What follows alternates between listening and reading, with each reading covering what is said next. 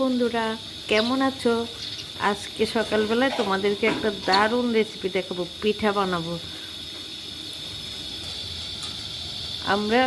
আমি চালের গুঁড়া আর নারকেল, লবণ, একটু চিনি দিয়ে এটা মেখে নিলাম।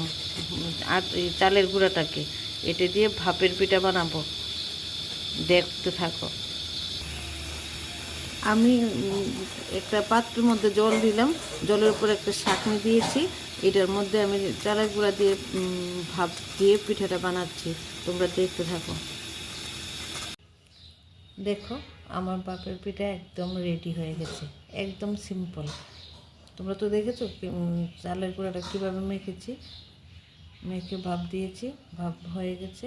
উপরে আমি কাজু দিয়ে দিলাম, তোমরাও দেবে। এবার তোমরা আমাকে একটা লাইক করবে, শেয়ার করবে, সাবস্ক্রাইব করবে, প্লিজ আমাকে উপরে তুলো।